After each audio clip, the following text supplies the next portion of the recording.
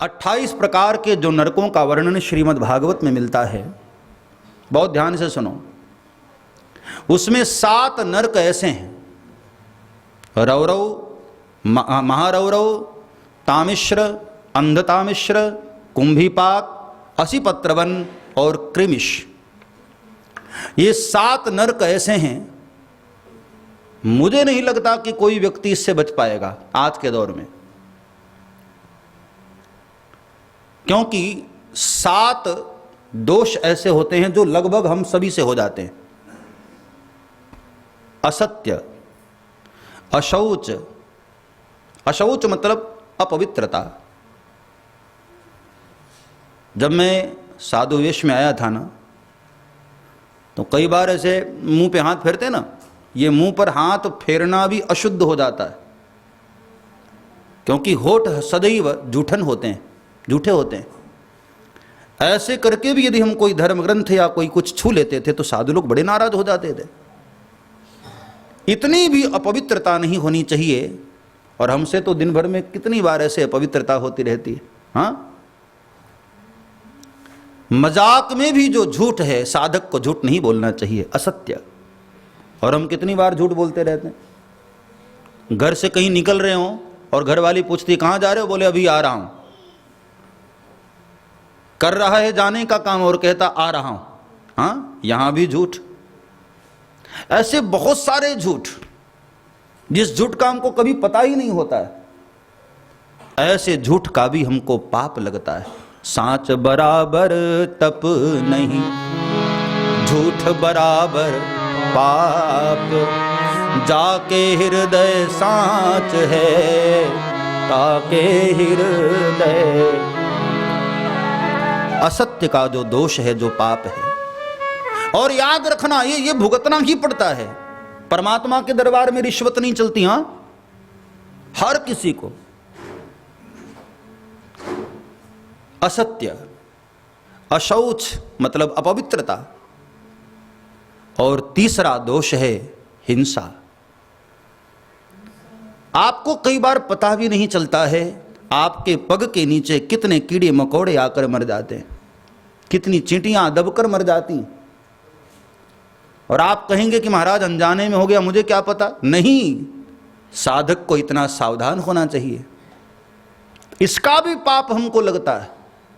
अनजाने में किया गया पाप भी नरक भेजने के लिए तत्पर होता है। चौथी बात, कपट। कपट कहते हैं किसी के साथ, किसी की बात आपको पता हो, उसको कहना चाहिए, लेकिन आप कपट छुपा करके रखे हुए, ये कपट होता है। किसी के साथ कपट करना, मुख पर कुछ और है और मन में कुछ और है, ये होता है कपट। संसार के 99% लोग इस दोष से भी नहीं बच पाते हैं। कई बार कपट करना पड़ता है, हो ही जाता है, अनजाने में भी हो जाता है। हमें पता होती है वो बात, लेकिन हम कहते नहीं, मुख पर मीठी मीठी बातें करते हैं, अंदर कुछ और होता है और बाहर कुछ और होता है। ये होता है कपट। तो असत्य, अशौच, हिंसा, कपट, और चौथी बात है निंदा। पर निंदा सम अघन गरीसा। दूसरे की निंदा के समान कोई पाप नहीं होता है प्यारे। और दुनिया में कौन ऐसा है जो दूसरे किसी की बुराई न करता। हाँ, निंदा से कौन बच पाता है प्यारे। हम भी कई बार अपने मित्र की बुराई, पड़ोसी की बुराई, किसी न किसी की बुराई जीवन में कभी न कभी तो करते ही हैं। यह भी बहुत बड़ा पाप है। और निंदा करने वाले को भी, ये जो 28 प्रकार के नरक हैं ना, इसमें 7 प्रमुख हैं। वैसे किस बताया जाता है, लेकिन उसमें भी 7 प्रमुख हैं। और उन नरकों में बड़ी दुर्गति होती है प्यारे। तो अशौच, असत्य, हिंसा, कपट, और 5वीं बात अभक्ष्य। ऐसा आहार जिसको शास्त्रों ने मना किया हो। बहुत ध्यान से सुनना। आप कहें कि महाराज हम मांसाहार नहीं करते हैं, गलत चीजें नहीं खाते, लेकिन अनजाने में भी कई बार हमसे अभक्ष्य भक्षण हो जाता है। अनजाने में कहीं आप होटल पर भोजन करने गए, हाँ, किसी रेस्टोरेंट में भोजन करने, वहाँ आप थोड़ी देख रहे हो कि कैसे बनाया गया है।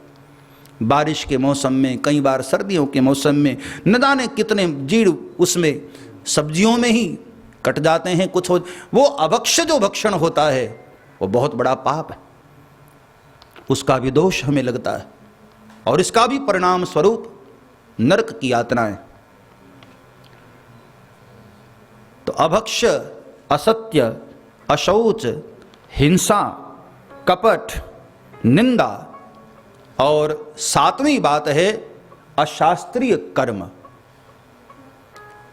ऐसा कर्म, कई लोग दुनिया में कहते हैं ना, अरे भाई भाव से बढ़कर भक्ति थोड़ी होती है, हम जैसा करते वही यज्ञ है। अशास्त्रीय है, ध्यान देना।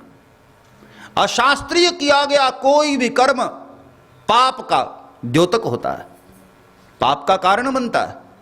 इसलिए संसार में अशास्त्रीय कर्म कोई भी न किया जाए। शास्त्र जिसको मना किए हों, ऐसे कर्म कभी मत करो प्यारे। यही कारण होता है कि सब कुछ होते हुए भी तुम्हारे घर में कभी रोग, कभी दुख, कभी परेशानियां, ये संसार में जो दुख ही दुख दिखाई देते हैं, उसका यही कारण है। करते हैं आप अपराध, और ये फल आपके पितरों को भी भोगना पड़ता है। जो आपके पितर हैं उसको उस योनि में, उस लोक में यातनाएं मिलती हैं, उनको यातनाएं मिलकर के तड़पाया जाता है, और उन पितरों के क्रोध का भाजन हमारे परिवार को होना पड़ता है। इसलिए मेरे भाई बहन, मैं सारे विश्व को प्रार्थना करूं, इन अपराधों से, अब अपराध हो ही गया है तो इसका उपाय क्या है।